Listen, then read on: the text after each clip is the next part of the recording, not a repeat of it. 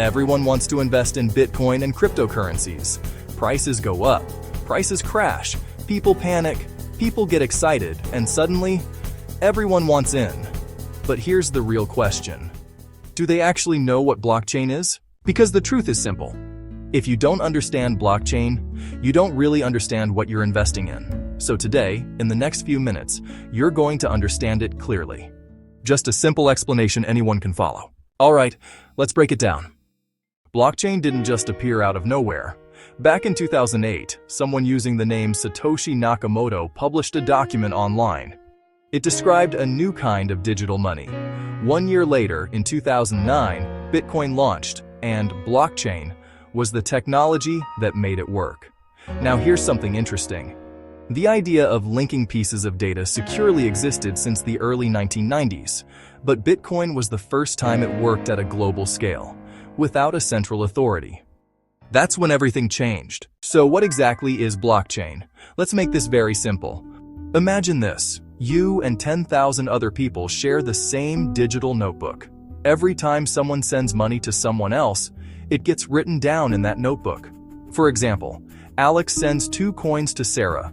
Maria sends 5 coins to James. Daniel receives 1 coin. Nothing complicated. It's just a record, a list of who sent what to who. That's all a ledger is. A ledger is basically a record book, and blockchain is a digital ledger. But here's the key difference. In traditional finance, a bank owns the ledger. The bank writes the records. The bank stores the records. The bank controls the records. With blockchain, the ledger is shared. No single company owns it. Thousands of computers hold copies of it, and they all follow the same rules. Now imagine 3 rules. Rule number 1, no one owns the notebook. Rule number 2, everyone has an identical copy. Rule number 3, once something is written, it cannot be erased. That shared notebook is the blockchain. That's it. And just to be clear, this is not crypto magic. It's simply a new way to store records without depending on one bank, one company, or one database. Okay, so how does it actually work? Instead of writing transactions forever on one endless page, the notebook fills up in sections. When enough transactions are written, that section closes. It gets sealed. That sealed section is called a block. So think of a block like a page. When the page fills up, it gets locked. And once it's locked, you can't go back and edit it. Then a new page starts, and the process repeats, block after block after block. Each block contains a few things. First, transactions. Second, a timestamp, basically when it happened. Third, a digital fingerprint. Now don't get stuck on the technical name. A digital fingerprint is just a unique code. And here's the important part. If the information inside the block changes, the fingerprint changes. Even if you change one tiny detail, the fingerprint becomes completely different. Here's where it gets clever. Each block doesn't just have its own fingerprint. It also contains the fingerprint of the previous block. So the blocks are linked. Block 1 connects to block 2. Block 2 connects to block 3. Block 3 connects to block 4. And suddenly, you have a chain. A chain of blocks, blockchain. Now you might be thinking, okay, cool, but why does that matter? It matters because it makes the record extremely hard to change. Let's say someone tries to cheat. They go back and change a transaction. Instead of, Alex sent 2 coins to Sarah, they change it to, Alex sent 200 coins to Sarah. The moment they change that number, the fingerprint changes. And now, the next block doesn't match anymore, because the next block still contains the OLD fingerprint. So the chain breaks, and a broken chain is a huge red flag.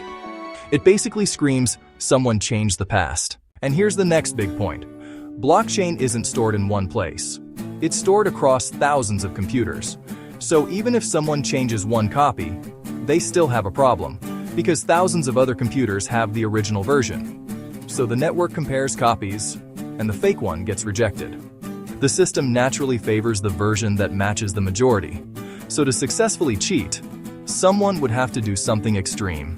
They would have to change that block, change every block after it, change it across thousands of computers, and do it faster than everyone else.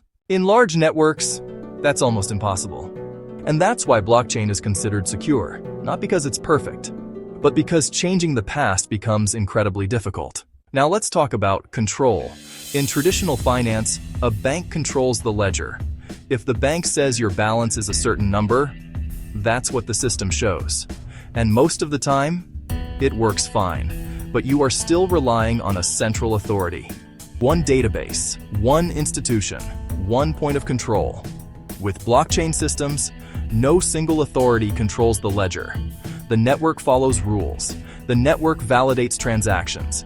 The network agrees before anything is added. No central boss. So how does the network agree? Different blockchains use different methods. In Bitcoin, computers compete to validate transactions, often called mining. In Ethereum, participants lock up assets to help validate the network, often called staking. Different mechanisms, same idea. The system needs a way to prevent cheating, and a way to keep one shared record. Now, why did blockchain become such a big deal? Because blockchain tries to solve one core issue: trust. In traditional systems, you must trust institutions. You trust your bank. You trust payment processors. You trust the rules won't suddenly change. But history shows something important. Centralized systems can fail, and when they fail, regular people feel it. In 2001, during Argentina's financial crisis, bank accounts were frozen. People had savings, but couldn't access their own money. That's a brutal feeling. In 2008, major financial institutions in the United States collapsed after excessive risk-taking. Millions lost homes and jobs. Banks required massive bailouts. And in 2023, Silicon Valley Bank collapsed after a rapid bank run. Customers rushed to withdraw funds. Confidence disappeared fast. In each case, the system depended on central control. And when that central point weakened, the entire system shook. Blockchain introduces a different model. Instead of trusting one institution, you trust a distributed network. Instead of trusting a single database, you trust thousands of copies verifying each other. Instead of trusting authority, you trust code and rules. That's the shift. So what is blockchain used for? Most people associate blockchain with cryptocurrencies. And yes, that's the most famous use. Bitcoin is digital money built on blockchain. Ethereum uses blockchain too, but it's more like a platform that can run smart contracts. Smart contracts are basically programs that run automatically, like, if this happens, then do that. No middleman needed. Blockchain can also support digital ownership, supply chain tracking, tokenized assets, and decentralized finance. At the end of the day, blockchain is a tool. A powerful tool, but still a tool. So let's simplify everything into one sentence.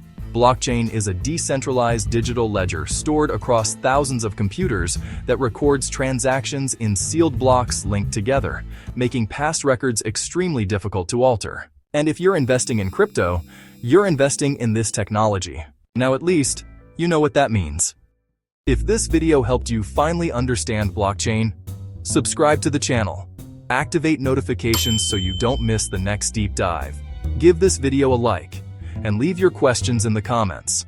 I'll personally reply. Thanks for watching, and see you next time.